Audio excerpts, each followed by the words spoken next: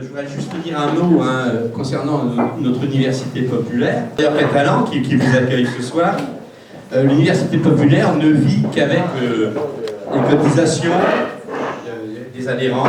Et puis, un tout petit peu, on a une petite ristourne sur la vente des livres que nous prête, que nous fait vendre la librairie Torquatis. Et bien entendu, on a quand même des frais, c'est en particulier l'hébergement et le voyage de nos conférenciers qui nous font le plaisir de venir. Et évidemment, on n'a pas encore demandé ni à Hollande ni à Sarkozy, on verra. Alors, ce que je voulais juste faire, c'est lancer un appel parce que les caisses sont relativement vides. Et donc, si vous pouvez, on sait qu'on fait tourner une petite caisse à l'occasion du petit buffet qu'on fait à l'issue de la conférence. Donc, si vous pouvez aider l'UPTC, je fais, comme a dit mon trésorier, fais un appel au peuple. Voilà, l'appel est fait. Simplement, on est content d'accueillir Serge Volikov. Serge Volikov est licencié en philosophie, agrégé d'histoire, docteur d'État, je ne compte pas, et professeur émérite à l'université de Dijon, si mes souvenirs sont bons, en histoire. Il a mené des recherches sur l'histoire politique du mouvement ouvrier, en particulier sur l'histoire de la pensée économique, sur l'histoire des organisations politiques, Parti socialiste et Parti communiste, et syndicales, en particulier dans la période de l'entre-deux-guerres. Et puis, il a travaillé des projets de recherche sur l'histoire de la résistance et sur les biographies de militants du mouvement ouvrier. Je pense que c'est encore vrai, de l'UMR-CNRS 7366, Société et Sensibilité. Je ne me suis pas trompé, je pense. Voilà.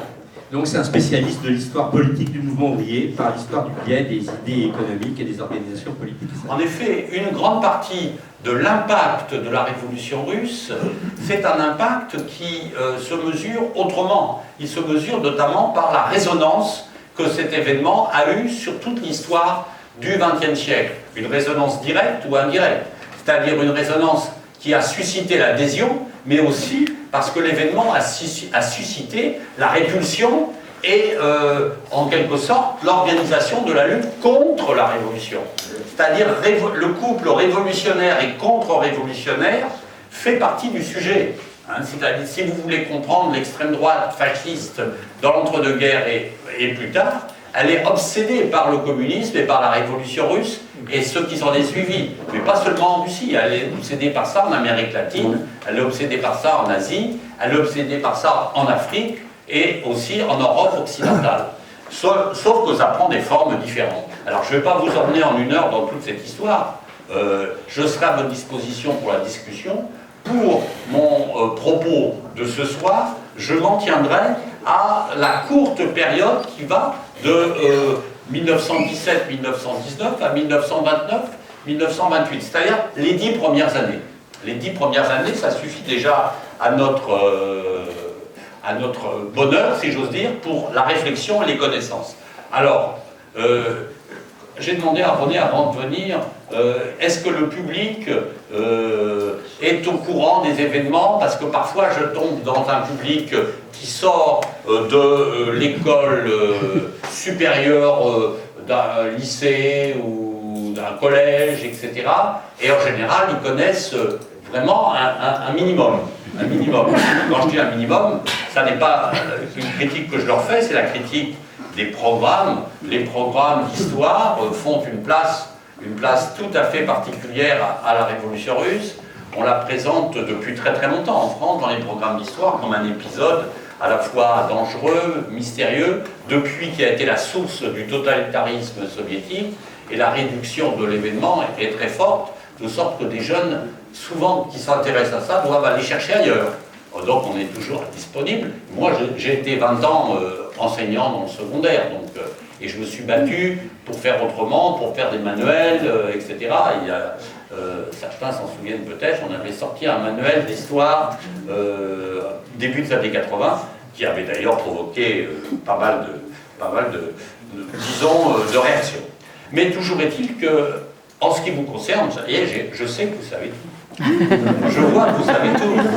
Votre expérience, ajoutée à votre expérience qui se lit un peu sur vos visages, comme sur le mien, vous voyez, montre que c'est pas d'aujourd'hui que vous entendez parler de la Révolution d'octobre. Si vous êtes là, en plus, vous manifestez un intérêt pour le sujet, qui vient d'une réflexion personnelle. Bon. En même temps, il y a quelque chose qui doit nous interroger, c'est que la révolution d'octobre, la révolution russe, moi vous verrez que je parle souvent de la révolution russe et pas seulement de la révolution d'octobre.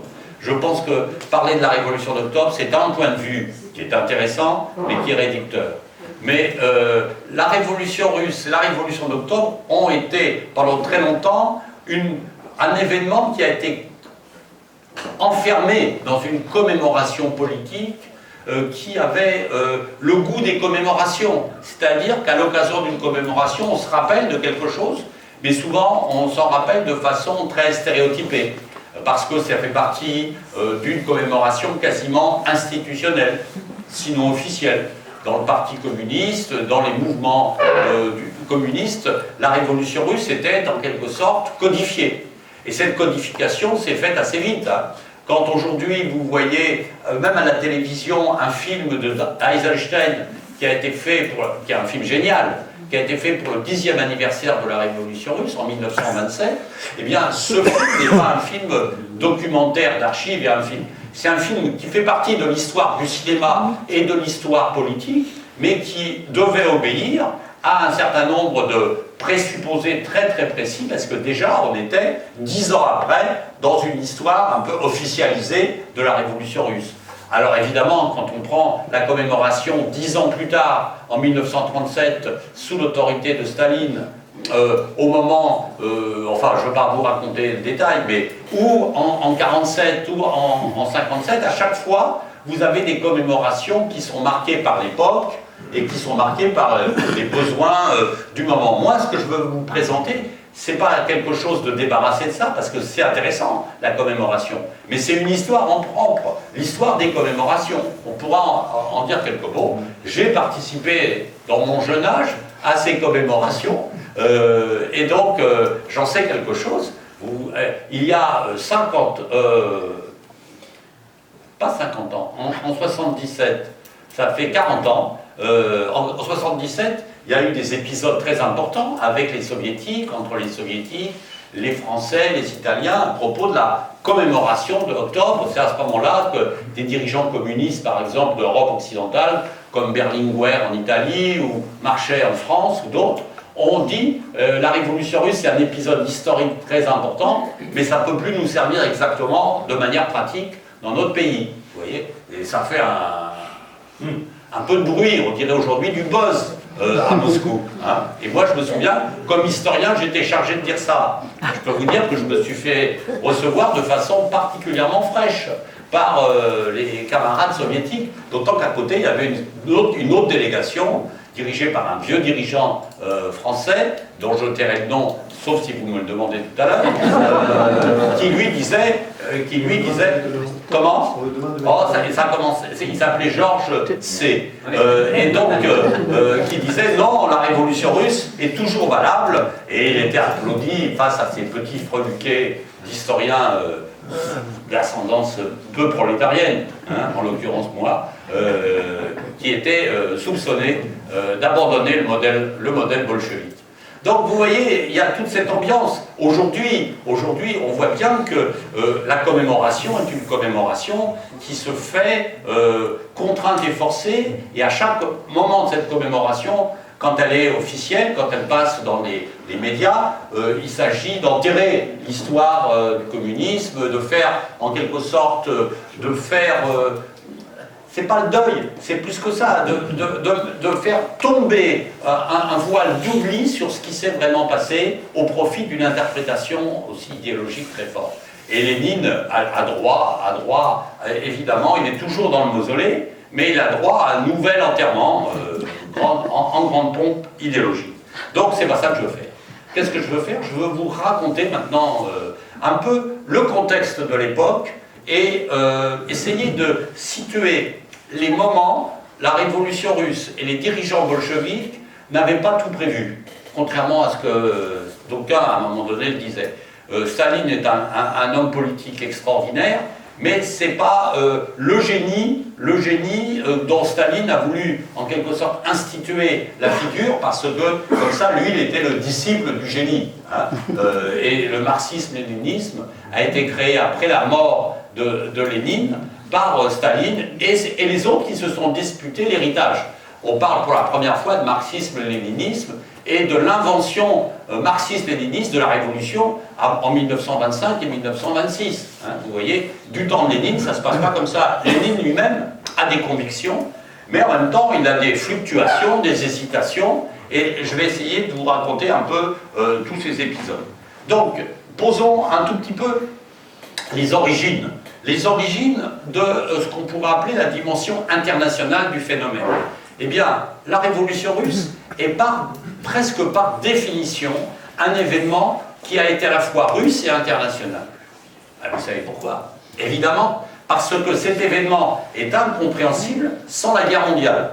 S'il n'y avait pas... Alors évidemment, c'est toujours avec les si. Hein, mais enfin, la guerre mondiale est un contexte qui est absolument, du début jusqu'à la fin, fondamental pour comprendre la révolution russe. Ne serait-ce que pour que les paysans aient des fusils. Hein. S'il n'y avait pas eu la Première Guerre mondiale, il n'y aurait pas eu des millions de fusils, encore qu'une partie des paysans qui montaient à l'assaut en 1916 n'avaient pas de fusils. Leurs officiers avaient des fusils, et on leur demandait de monter avec des baïonnettes ou des armes blanches. D'ailleurs, c'est pour ça qu'ils se sont... Après, ils ont essayé, et ils ont souvent réglé leur compte à leurs officiers. Des officiers qui étaient tous des nobles, sauf exception dans l'armée russe, on était officier seulement si on était noble. Et la masse des soldats étaient des paysans. Ce qui s'est joué dans l'armée russe, vous voyez, c'est fondamental, les rapports sociaux, et les rapports au moment de la Révolution. Si vous n'avez pas les soldats en 1917, en mars 17, qui refusent de tirer sur la foule et qui tirent sur leurs officiers et qui prennent les forteresses et les armureries pour distribuer les fusils, eh bien vous n'avez pas la révolution. Parce qu'en 1905, lors de la première révolution russe, les Cosaques et les soldats ont tué des centaines et des centaines de manifestants, ouvriers, femmes, à Saint-Pétersbourg, et il y a eu plus de 1000 morts, et la révolution a été écrasée dans le sang. Et d'ailleurs, une grande partie de la population de Pétrograd, malgré les grèves, les manifestations de femmes, pensait qu'il y avait un risque que ça recommence. Or, ça n'a pas recommencé, parce que les soldats ont désobéi à leurs officiers et au pouvoir tsariste. Alors, évidemment, il n'y a pas que ça, il y a des idées qui s'étaient développées dans le monde ouvrier, dans les campagnes, depuis longtemps, mais la guerre, en quelque sorte, catalysée. La guerre a été un catalyseur à accélérer le processus de discrédit du pouvoir. Un pouvoir autoritaire sur les masses populaires, incapable d'organiser la guerre, avec des dirigeants loin du peuple, y compris les officiers. Ça, il ne faut jamais l'oublier. Mais en même temps, c'est une révolution qui surprend certains, qui n'en surprend pas d'autres. Et vous savez que cette révolution, je ne vais pas vous raconter la révolution, puisque je vous ai dit que ce n'était pas mon sujet. Mais je vous redonne juste la chronologie. Ça commence en mars 17, et il y a juste 100 ans, en octobre-novembre, vu les variations de calendrier, mais ça on s'en moque ici pour la réflexion. En octobre, les soldats des garnisons du comité militaire des soviets de Pétrograd vont chasser le gouvernement provisoire et proclamer la prise du pouvoir. En vérité, la première et la deuxième révolution sont très différentes.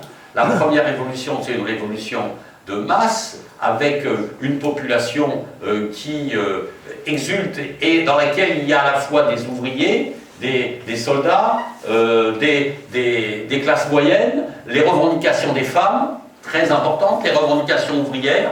Tout démarre le Journée internationale de lutte des femmes, le 8 mars. Vous voyez, il y a tout ce mouvement et une partie de la bourgeoisie et la droite qui complotent en même temps contre le tsar. Hein.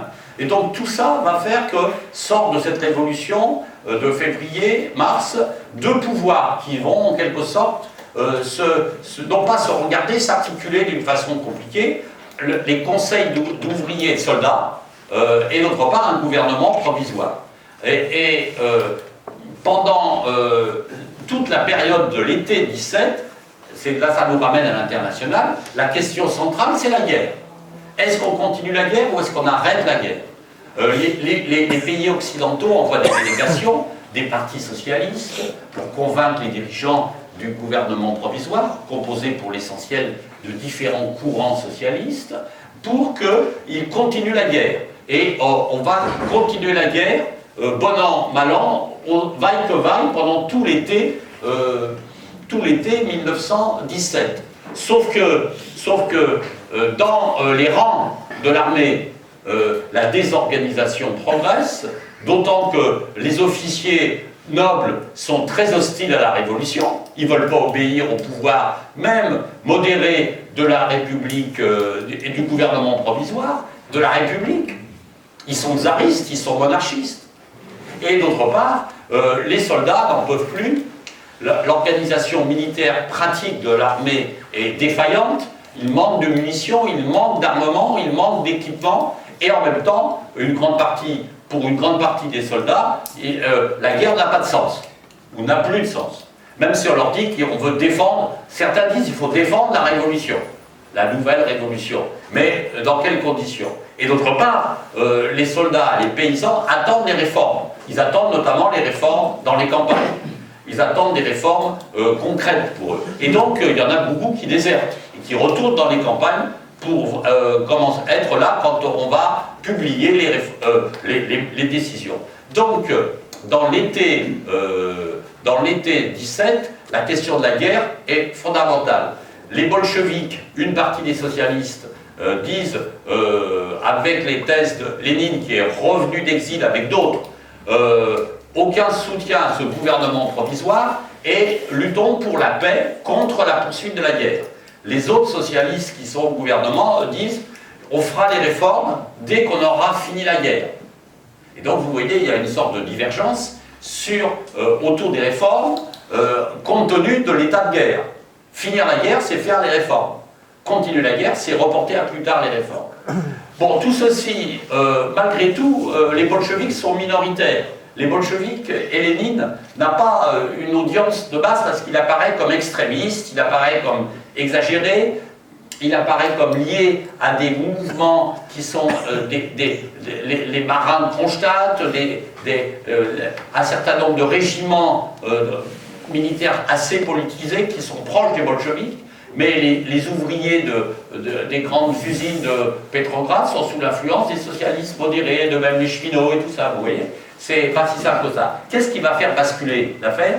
C'est un coup de force tenté par un général, le général Kornilov, qui tente d'utiliser l'armée, une partie de l'armée, les Cosaques, etc., pour prendre le pouvoir à Petrograd et balayer le gouvernement provisoire. Et les bolcheviks vont se présenter comme les meilleurs défenseurs de la révolution, obtenir des armes, on va former des gardes rouges, des milices, le soviet va va associer un certain nombre de soldats des garnisons à la défense, à la lutte contre Kornilov. Ça c'est en septembre. Un mois plus tard, la décision est prise par les bolcheviks comme parti, alors que Lénine avait été contraint à s'exiler, à partir en Finlande parce qu'il était pourchassé. Mais clandestinement, la décision de prise du pouvoir est prise par les bolcheviks. Et vous voyez, ça c'est quelque chose qui est fondamental, parce que c'est une décision d'insurrection décidée par les bolcheviks dans un contexte qui est un contexte politique complètement chaotique. Donc les bolcheviks vont s'appuyer sur le comité militaire du Soviet, dirigé par Trotsky, qui va en quelque sorte donner l'ordre au comité militaire de Petrograd d'occuper le 24 octobre un certain nombre de points névralgiques, la veille du congrès des soviets, en décidant que le lendemain on annoncera que tout le pouvoir a été remis au congrès des soviets. Seulement, dans ces soviets, il y a des élections qui ont eu lieu. Dans certains endroits, les bolcheviks sont majoritaires, dans d'autres endroits, ils sont minoritaires. et les bolcheviks en même temps vont s'engager à faire les élections générales, l'Assemblée constituante, dans le même temps. Voilà, je vous ai posé la chronologie.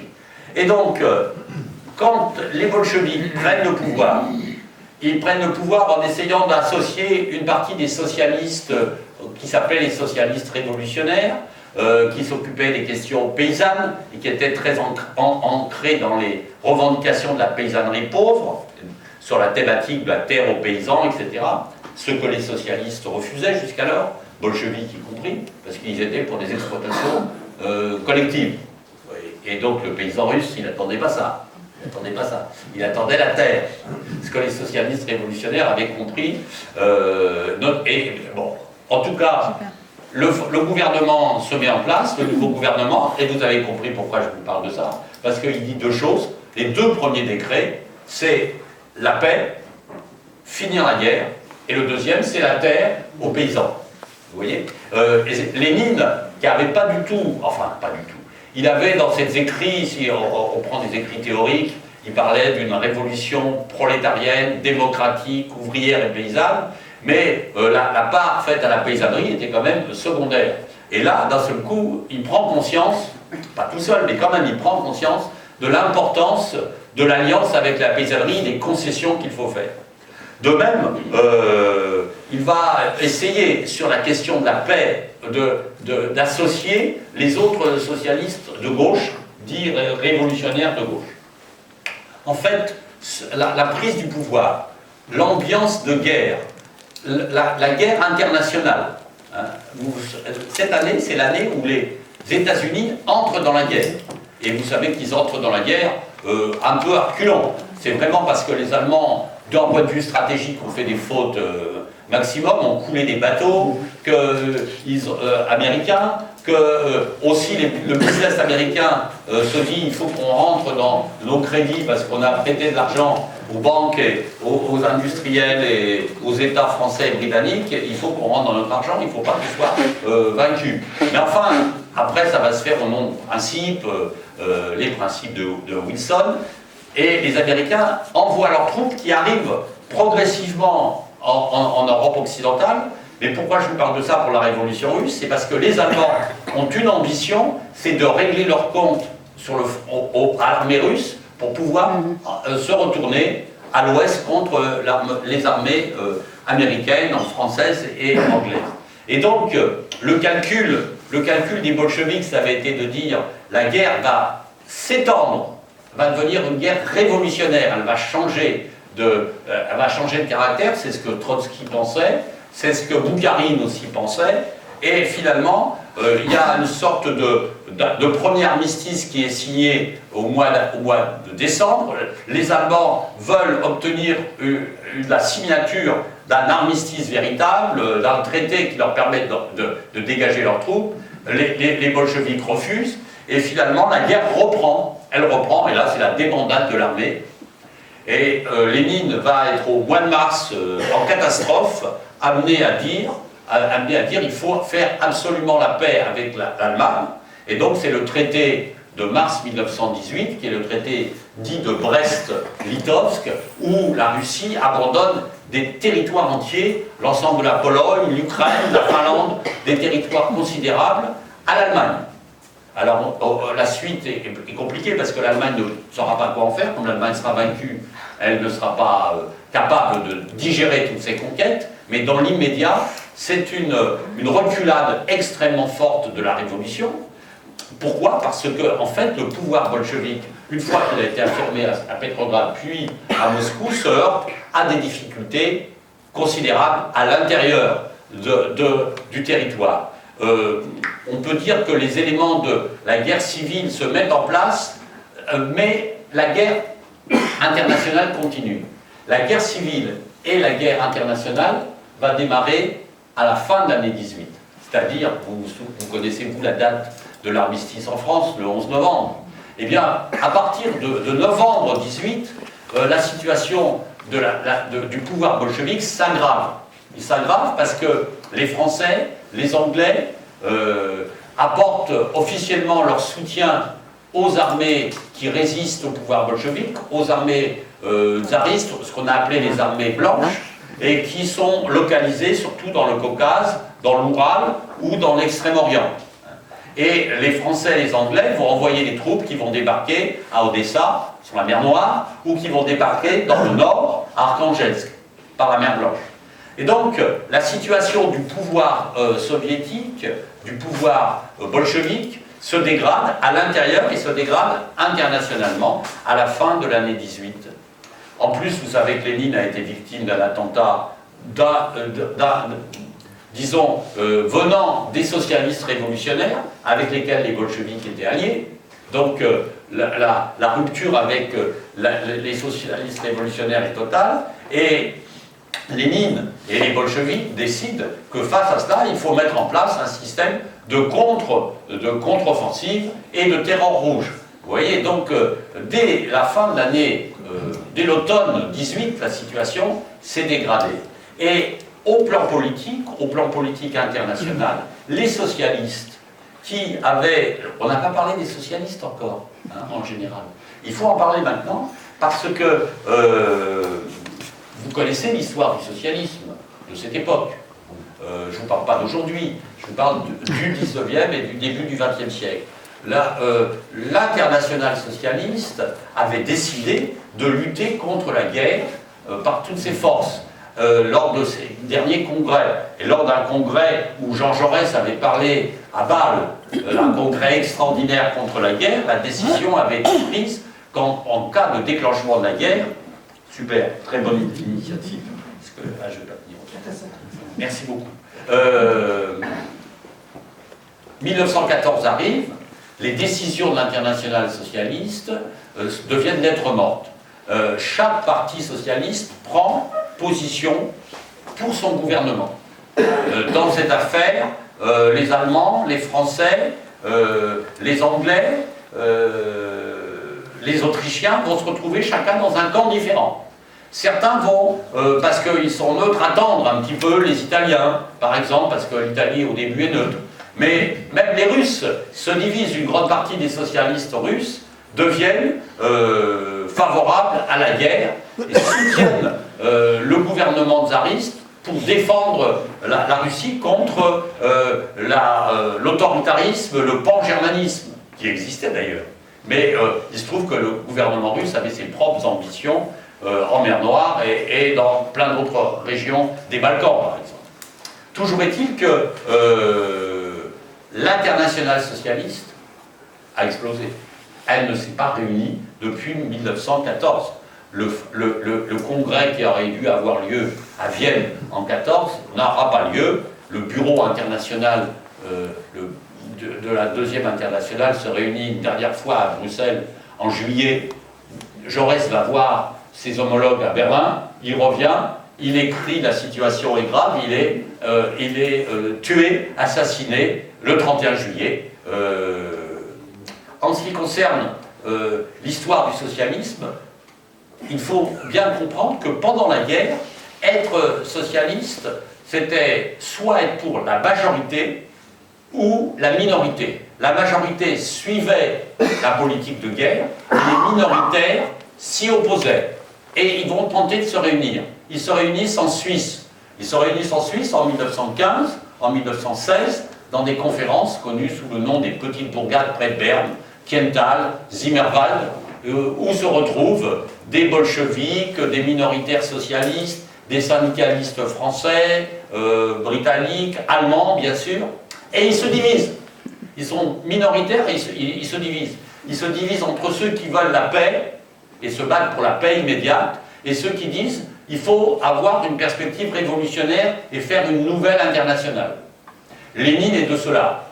Alors vous allez me dire, ben alors, si Lénine est de cela, comment se fait-il qu'il fait la révolution, entre guillemets, il coordonne la révolution, prend le pouvoir en octobre 17, et il faut attendre 1919 pour qu'il y ait une nouvelle internationale. Et bien c'est qu'entre-temps, il y a ce que je vous ai raconté, la guerre civile, la guerre mondiale qui continue, et d'autre part, les socialistes de la deuxième internationale, au début de 1919, ont un projet, se retrouver, refaire la vieille internationale, se retrouver, et ils ont prévu des réjouissances relatives, parce qu'ils s'en veulent beaucoup quand même, hein, les uns les autres, mais des réjouissances à Berne, en Suisse, au début de l'année 19. C'est dans ce contexte-là que Lénine, les bolcheviks et les groupes de ce qu'on pourrait appeler des minoritaires de Zimmerwald vont lancer un appel pour réunir une conférence des révolutionnaires à Moscou, voilà, au mois de mars 1919. Et voilà l'origine de la Troisième Internationale et de l'Internationale communiste. Elle se réunit, j'ai pas fait attention à l'horaire, hein. Je ne sais pas où j'en suis. J'ai encore une demi-heure. Ok. C'est pas, j'étais dans les formes, mais je suis responsable. Je sais, voilà. Donc, on est en mars 1919, à Moscou. C'est un périple pas possible pour arriver à Moscou.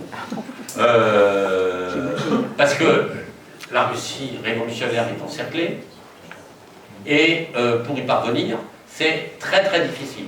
D'autre part, dans tous les pays d'Europe à ce moment-là, il y a des mouvements sociaux, des grèves, des affrontements. En Allemagne, c'est la guerre civile.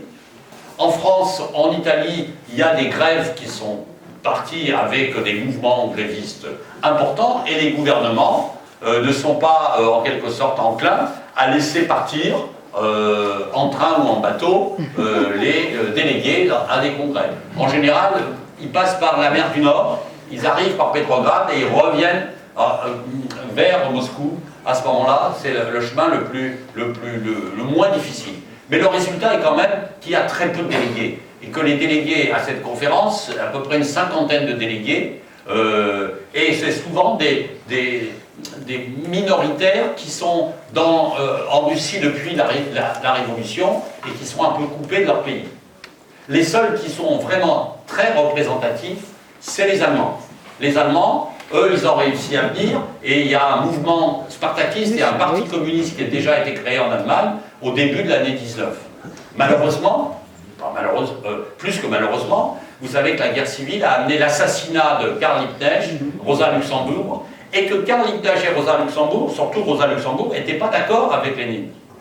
Et le représentant du parti communiste allemand est sans doute le seul qui va dire la situation n'est pas mûre pour créer l'internationale, parce que nous voulons que l'internationale procède des différents partis. Et là, vous nous proposez de créer une internationale sans qu'il y ait encore des partis qui soient créés, et en quelque sorte par le haut, simplement grâce à la révolution russe et au parti bolchevique. Toujours est-il que la conférence se transforme, elle se transforme de conférence en congrès fondateur. Et le 6 mars 1919, c'est la fondation de l'Internationale communiste. L'Internationale communiste dont le président va être, non pas Lénine, mais Zinoviev, un des compagnons proches de Lénine. Mais tous les dirigeants bolcheviques ont en quelque sorte eu l'occasion d'intervenir. Lénine lui-même a accueilli les délégués, et il a donné en quelque sorte le ton politique, idéologique. Pour lui, la révolution est imminente à l'échelle mondiale. La nouvelle organisation va avoir à coordonner la révolution. Et d'ailleurs, lors de cette premier congrès fondateur, on n'entre pas dans les détails. On délègue ensuite quelques moyens, on crée un bureau occidental pour coordonner en Europe occidentale, à Amsterdam, la révolution, mais c'est à peu près tout. Et puis on prévoit des initiatives pour encourager, soutenir les révolutionnaires et la révolution qui est en marche. Il y a cette idée que la révolution, elle s'appuie sur les grèves, sur les mouvements d'occupation d'usines en Italie, sur les mouvements armés même et les conseils d'usine en Allemagne. Et donc, il y a un véritable optimisme, un optimisme politique et en même temps une urgence, puisque la révolution russe est encerclée. L'urgence, c'est de défendre la révolution russe. Donc, coordonner les forces révolutionnaires, mais déjà, première, en quelque sorte, idée qui sera une idée centrale et durable, c'est défendre la révolution russe en refusant, par exemple, en refusant de charger les bateaux, de mobiliser les syndicats dans les arsenaux, dans les ports, que ce soit en Angleterre, en France, et d'ailleurs, il y aura cela, grâce d'ailleurs à une solidarité qui est assez large et qui dépasse simplement ceux qui sont les plus convaincus, mais qui va entraîner parfois le mouvement syndical tout entier, même s'il est plus ou moins d'accord, mais la CGT en France, le Labour, les trade unions, plutôt le trade union, donnent des mots d'ordre aux ouvriers, aux dockers, pour ne pas charger des bateaux avec des armes et des troupes pour aller intervenir en Russie. Hein. Mais il n'en reste pas moins que cette première année de l'Internationale communiste est une année qui, en quelque sorte, est décevante du point de vue révolutionnaire, puisque la révolution, le cours de la révolution est inattendu. Il ne se développe pas comme prévu. Il ne se développe pas comme prévu. La révolution en Allemagne est écrasée.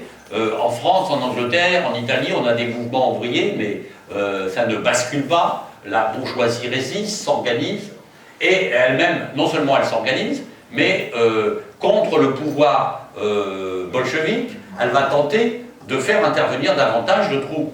Le paradoxe, c'est que c'est l'armée rouge, la révolution russe, qui, elle, est victorieuse, au prix de sacrifices, de ce qu'on pourrait appeler une guerre civile maîtrisée mais coordonnée, sous le nom de communisme de guerre. Les dirigeants bolcheviques, créent l'armée rouge, ont entraîné dans cette armée rouge à la fois des ouvriers et des paysans, et en même temps ont dans les campagnes mobilisé les paysans les plus pauvres pour non seulement leur donner la terre, mais pour mener la lutte contre les paysans les plus riches. Donc ça crée non seulement une ambiance de guerre civile, mais parce que les Blancs, les opposants, dans lesquels il y a à la fois des aristocrates, mais aussi des socialistes révolutionnaires, des mencheviks selon les endroits, des troupes qui sont des troupes de l'ancien empire tsariste. Tout ça fait que quand ils arrivent sur place dans une région, eh bien, on supprime la réforme agraire, on tue les paysans qui ont profité de la réforme agraire, on installe d'autres, et vous voyez quand les bolcheviks arrivent, eux, ils redonnent la terre aux paysans qui, eux, se sont engagés de leur côté. Et donc, vous voyez, c'est pas... comment dire, on n'est pas dans un débat tranquille, hein, entre pour et contre. On est vraiment dans une situation très difficile, mais où l'armée rouge, finalement, est victorieuse, face à des adversaires dispersés, ayant des idéologies, des pratiques différentes, entre effectivement des socialistes modérés et les aristocrates nostalgiques du tsarisme. Il y a des différences dans les pratiques, dans la manière de se comporter, etc. Et donc, au début de l'année 1920, en quelque sorte, la dernière arme pour ce que l'on pourrait appeler les forces contre-révolutionnaires, je ne vous ai pas parlé de la conférence de Versailles à Paris. À Paris, il y a eu une conférence à Versailles, conférence dite de la paix, ou qui ne reconnaît pas le pouvoir bolchevique et la révolution russe. Et lors de cette conférence de la paix, certains dirigeants disent qu'il faut laisser cuire les bolcheviks, les Russes dans leur jus, il faut les isoler, il faut faire un cordon sanitaire. Et il y en a d'autres qui disent qu'il faut soutenir un certain nombre de forces contre-révolutionnaires ou des régimes qui sont contre-révolutionnaires, notamment ceux qui ont été mis en place dans les pays d'Europe centrale contre les mouvements révolutionnaires, en Hongrie par exemple, ou sur les territoires de l'Est en Allemagne, avec des corps francs issus de l'ancienne armée impériale. Et début de l'année 1920, c'est la guerre russo-polonaise. La Pologne est soutenue par la France, principalement, l'armée française. Le capitaine de Gaulle fait partie du corps expéditionnaire, comme le colonel Weygand, et l'armée polonaise, au début, c'est une débandade totale. L'armée rouge va bousculer l'armée polonaise qui ne croyaient pas possible qu'une armée de gueux et de paysans et de soldats ouvriers puissent les bousculer.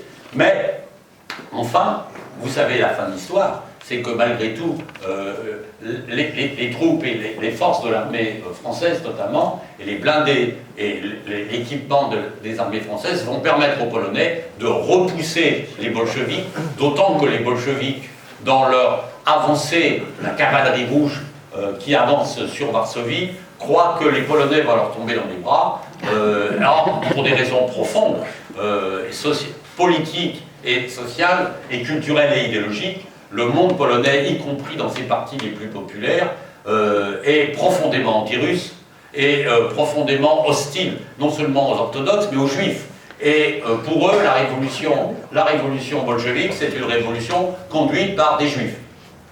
Et en Pologne, ceux qui sont les plus révolutionnaires, ce sont les ouvriers et les milieux urbains juifs qui prennent fait et cause pour la révolution bolchevique. Alors vous voyez le méli-mélo, ce qui fait que, pour une part, l'espoir de l'extension de la révolution bolchevique vers l'ouest de l'Europe est stoppé par l'armée polonaise. Mais entre-temps, il y a eu le deuxième congrès de l'Internationale communiste.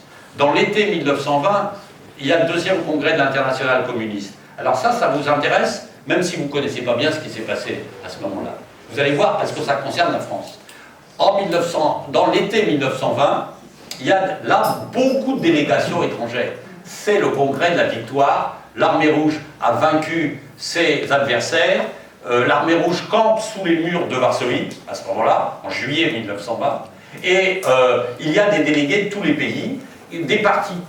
Des partis socialistes ont envoyé des délégués pour se renseigner et pour adhérer à la nouvelle internationale. Par exemple, les Français, le congrès du Parti socialiste français, de la SFIO, s'est réuni à Strasbourg, a décidé de se retirer de la vieille internationale et d'envoyer Marcel Cachin qui était un dirigeant du Parti socialiste et dirigeant ensuite du journal L'Humanité, mais il ne l'était pas encore, et Ludovic Oskar Frossard, autres dirigeants. Ils viennent à Moscou, ils sont suspectés d'être ils ont été pendant la guerre, ils ont été favorables à l'Union sacrée, donc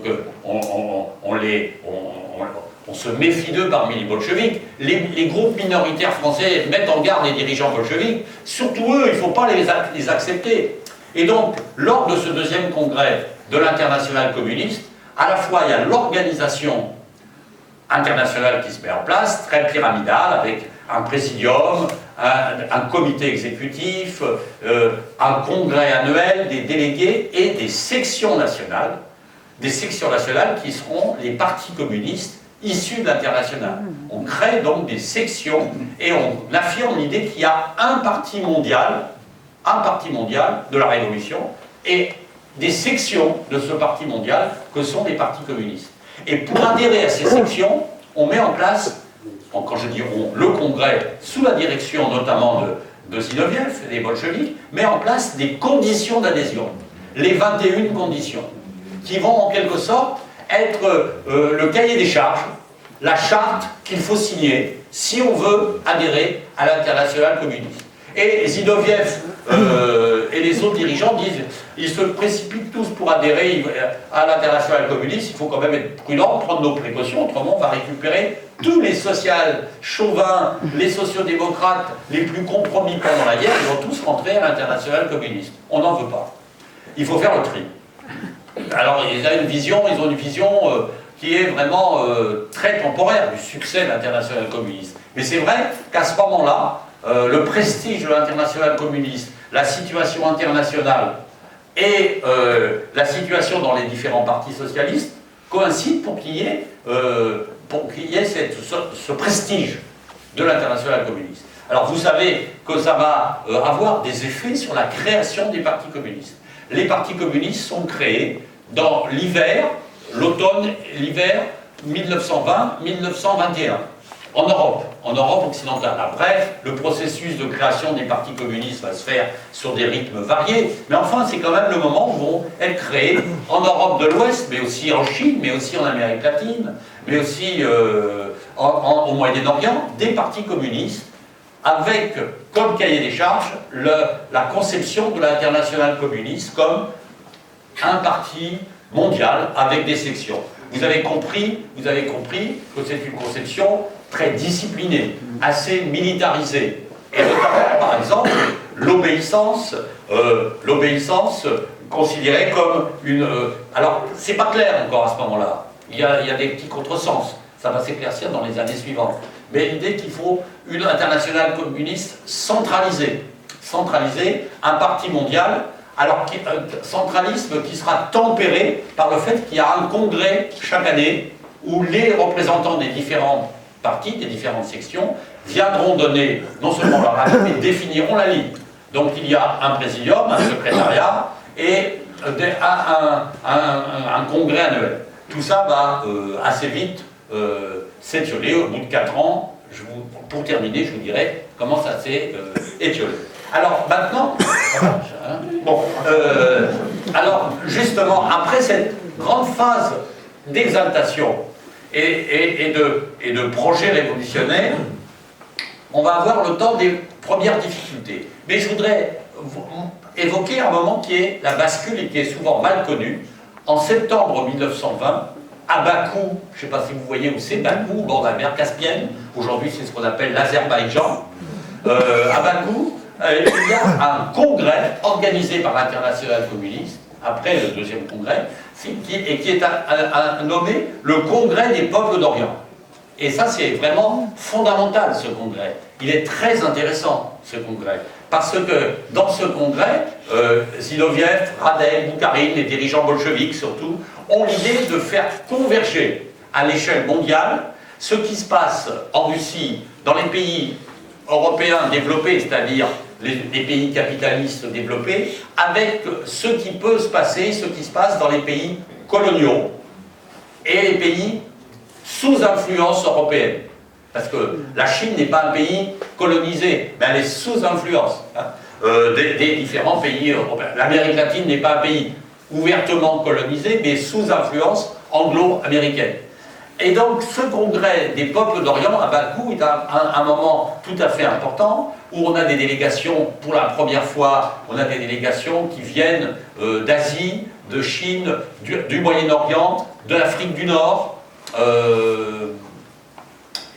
du Moyen-Orient beaucoup, de Turquie, de différentes régions de l'ancien Empire ottoman, des Égyptiens, et là il y a affrontement, débat sur la convergence entre les intérêts du prolétariat, de la révolution prolétarienne et des intérêts des peuples qui veulent se libérer de la domination étrangère. Et donc c'est la question du nationalisme qui est posée. Comment être internationaliste et accepter le nationalisme? Parce que dans l'idée d'international, on allait vers une république mondiale des soviets. Une république mondiale, fédération de soviets. Et donc la question nationale apparaissait comme secondaire. Et là, hop, la question nationale apparaît comme une question centrale, importante. Et donc quelles alliances avec ce monde? Et puis deuxièmement, avec des populations ou des dirigeants qui se réclament d'idéologie non marxiste, notamment l'islam.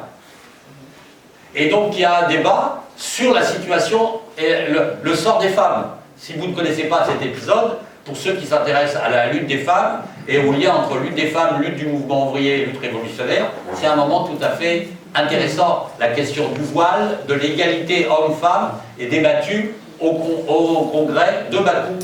Et ce congrès, à la fois par son ampleur, son ambiance, est tout à fait fondamental. En même temps, les bolcheviks ont eu les yeux plus gros que le ventre, si j'ose dire. Ils ne sont pas capables de diriger tout ça et de maîtriser forcément tout cela. Ils vont en sortir un certain nombre de noyaux révolutionnaires qui vont s'implanter dans différents pays, se renforcer au Japon, en Chine, au Moyen-Orient, en Afrique du Nord.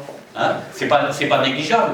Et surtout, le modèle du parti, la conception de la révolution transite par là.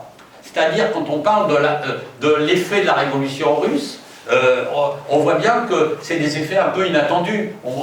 C'est pas que l'Europe, là, on va beaucoup plus loin. Sauf qu'il y a plein de contradictions. parce que, en même temps, la révolution russe se bat pour garder dans la révolution russe tous les États musulmans qui sont à ses frontières sud.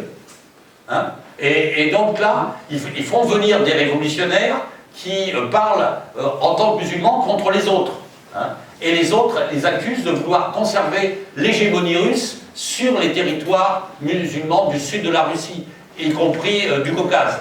Vous voyez, donc, en germe, vous voyez, il y a beaucoup de choses qui se révéleront à l'échelle de l'histoire. 50 ou 60 ans, c'est pas énorme. À l'échelle individuelle, c'est beaucoup. Hein, mais à l'échelle de l'histoire des populations, c'est pas énorme, mais c'est déjà en germe. À la fois tout ce qu'il y a de tout à fait extraordinaire comme mutation à l'échelle internationale et en même temps difficulté et contradiction. Alors maintenant, j'en arrive à ce qu'on pourrait appeler la retombée du projet de parti mondial.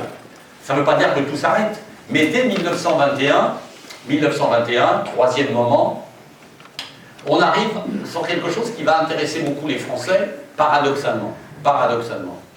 Les dirigeants russes ont gagné militairement, mais politiquement et économiquement, la victoire de la Révolution est tellement branlante qu'ils s'aperçoivent qu'il faut changer de cours.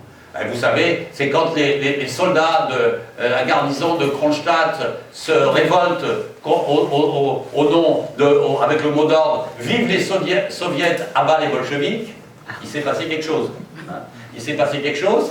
La famine est générale dans le territoire de la Russie révolutionnaire. Alors c'est bien sûr qu'il y a le blocus, bien sûr qu'il y a les étrangers, bien sûr, mais c'est aussi le communisme de guerre. Les paysans ne cultivent plus la terre, on réquisitionne, il n'y a plus de monnaie, il n'y a plus de marché, et donc Lénine, après avoir eu à combattre différents courants dans le parti bolchevique, et dans l'international d'ailleurs, de même que Trotsky, vont développer l'idée qu'il faut changer le cours de la révolution. Et il faut un cours nouveau, dit Trotsky, et Lénine dit qu'il faut une nouvelle étape, la même, une nouvelle politique économique.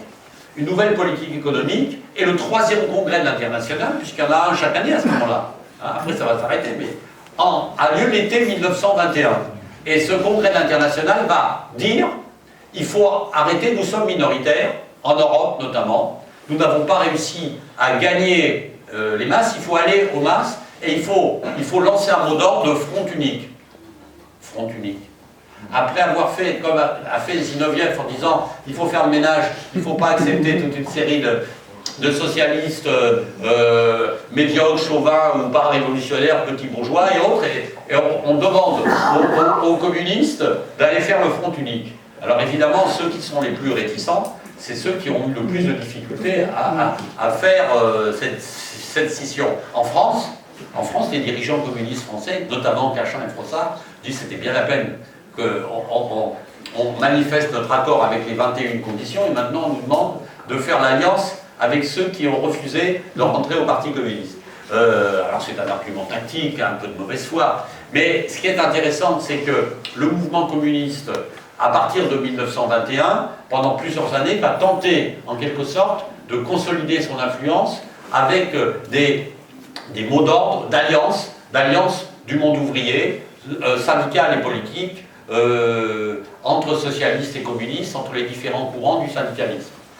Sur ce, je vous raconte des événements parce que je crois qu'il faut les avoir en tête. Vous savez que Lénine est jeune encore, mais il a une mauvaise santé. Plus il y a eu un attentat qui a laissé des graves séquelles, puisqu'il a été blessé au cerveau, et donc à la tête plutôt, et que ça a provoqué des troubles au cerveau, des hémorragies cérébrales, etc. Donc à partir de 1922, fin 21, début 22, Lénine est en quelque sorte progressivement perd son influence dirigeante.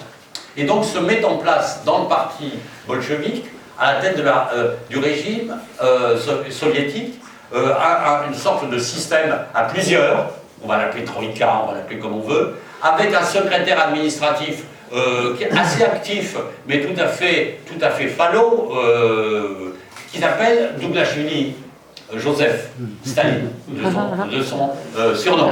Hein. Staline est relativement méprisé par les autres dirigeants, il n'a pas joué un grand rôle dans la Révolution. Il est une figure très méconnue de l'ensemble du monde ouvrier, des paysans, de la population soviétique, mais il tisse sa toile, si j'ose dire, avec les cadres du parti, et surtout, il est connu parce qu'il est georgien, et il est plus, vous savez comment les gens qui ont à se faire pardonner quelque chose, il est plus russe que les Russes, quoi. Il est plus russe que les Russes, il veut défendre la Russie, et surtout, il va défendre une conception des nationalités, qui est une conception des nationalités, c'est le moment où on crée l'Union soviétique, 1922, création de l'Union soviétique, et cette création de l'Union soviétique, c'est une fédération de républiques dans lesquelles il y a la nationalité soviétique et les nationalités, mais le droit de chaque nationalité est subordonné à l'appartenance à la citoyenneté soviétique. Et dans ce contexte-là, le dernier congrès de l'Internationale communiste où il y a Lénine, en 1922, va être celui de ce qu'on pourrait appeler la reprise en main, le contrôle des différents partis communistes. En 1922, je vous prends l'exemple français parce que ça peut vous amuser, hein, pour certains qui s'intéressent à l'histoire d'un parti ou qu'ils connaissent ou auquel ils ont participé ou dont ils restent membres. Il y a des cas variés, hein, mais ça peut vous intéresser. En 22, il y a le congrès de l'Internationale communiste, le 4e. La délégation du Parti communiste arrive à Moscou. Il y a eu le congrès avant, le congrès dans lequel la gauche du parti a été battue par le centre, etc. Et donc, et la gauche dite du parti, elle soutient l'Internationale. C'est pour ça qu'elle s'appelle la gauche. Et elle soutient l'Internationale communiste, la direction, et lors du congrès, on dit aux délégués, de toute façon, votre congrès ne prime pas, ce qui prime, c'est le congrès de l'Internationale. Donc vos décisions, vous ne pouvez pas, non pas vous asseoir dessus, elles sont importantes, mais tout va être rediscuté lors du congrès. On fait une commission française, il y a des commissions pour tous les partis, hein. Commission française qui va discuter de la politique du parti, de l'avenir du parti. Et Trotsky, qui connaît très bien le Parti communiste français, parce qu'il avait été exilé en France, il parlait parfaitement le français, etc., il a trouvé une astuce politique, qui n'est pas une astuce secondaire, il dit, voilà, il y a une impossibilité d'avoir une double appartenance quand on est communiste. On ne peut pas appartenir au Parti communiste et en même temps à la franc-maçonnerie. Et donc, tous les cadres, les dirigeants qui sont francs-maçons, il faut qu'ils choisissent. Il faut qu'ils choisissent. Et on les oblige à choisir. Et donc, le secrétaire général du parti, en l'occurrence, Frossard, était franc-maçon. Et donc, il donne sa démission, et notamment toute une partie de la direction, qui explique qu'être franc-maçon en France, c'est avoir mené la lutte anticléricale, il y a plusieurs loges, c'est des réseaux politiques qui peuvent être des réseaux progressistes, compatibles, rien à faire. Vous savez, il faudra attendre 1936, le Front populaire, pour que l'interdiction soit levée. Peut-être que vous ne savez pas. Mais en tout cas, en 1922, fin 22, c'est le moyen pour affirmer une sorte de reprise en main de la direction du Parti communiste, avec des justifications qui pouvaient être plus fondamentales, c'est-à-dire nouvelle génération, des jeunes ouvriers, des syndicalistes, mais en même temps, c'est l'affirmation de ce qu'on pourrait appeler le pouvoir de l'Internationale sur le parti, et ce qui deviendra l'année suivante la formule, après la mort de Lénine, on va trouver, la direction de l'Internationale communiste va trouver une formule qui va en quelque sorte laisser des traces, y compris dans le vocabulaire politique courant, c'est bolcheviser le parti. Il faut bolcheviser le Parti communiste, surtout le Parti communiste français, avec toutes ses traditions de lutte, oui, mais électoraliste, localiste, menant des luttes locales au lieu de grandes luttes politiques. Enfin, il faut le bolcheviser, le durcir. Hein. Et donc, et notamment transformer son organisation. Plus de sections locales, mais il faut organiser uniquement dans l'entreprise. Pour couper les ponts avec tout ce qui est le tissu administratif, politique, local. Évidemment, c'était, je fais à l'aparté, c'était une stupidité monstrueuse, hein, et ça donnait des résultats à la hauteur de la stupidité, mais le mal était fait. Après, on est revenu là-dessus, on a dit non, il y aura des cellules locales et puis il y aura des cellules d'entreprise et puis on va trouver un équilibre. Mais il a fallu beaucoup de temps pour que cet équilibre soit trouvé et pas mal de tâtonnements. Toujours est-il qu'à partir de 1924-1925, le projet de révolution mondiale disparaît en grande partie et désormais il est remplacé par un autre projet. Vous savez lequel? C'est défendre le pays qui est le pays de tous les révolutionnaires, c'est-à-dire l'Union soviétique est la patrie des révolutionnaires. En défendant l'Union soviétique, les partis font en quelque sorte une œuvre juste et une œuvre révolutionnaire. Et en attendant, il faut que les partis fassent la révolution à l'intérieur, pour qu'ils se transforment, parce que si la révolution n'a pas eu lieu, ben c'est la faute de qui? C'est la faute des partis. Ils n'ont pas été bolcheviques. Donc ça, c'est le mot d'ordre du 5e congrès de l'Internationale communiste, celui de l'enterrement de Lénine. Et vous savez que c'est un enterrement très particulier, parce qu'on annonce la fidélité à Lénine, la bolchevisation des partis, remplacer l'objectif que je viens d'évoquer par un autre, et en même temps, c'est le moment où on lit au Congrès les dernières lettres de Lénine, hein, et il donnait son avis sur tous les dirigeants, hein, et notamment sur Staline.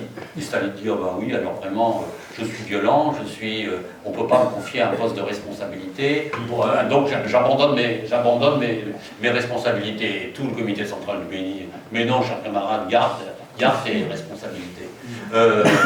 Donc il s'est joué lors de ce 5e congrès et l'international et du parti bolchevique des choses vraiment tout à fait importantes. Hein. Une certaine histoire officielle a un peu, lissé tout ça, on oublie. Mais c'est une histoire qui n'était pas complètement écrite à l'avance. Toujours est-il que, et là je crois que j'arrive au bout de mon propos, hein, c'est bien, là toujours est-il qu'à partir du milieu des années 20, on a un paradoxe, on a un vrai paradoxe qui est tout à fait formidable du point de vue de l'histoire mondiale.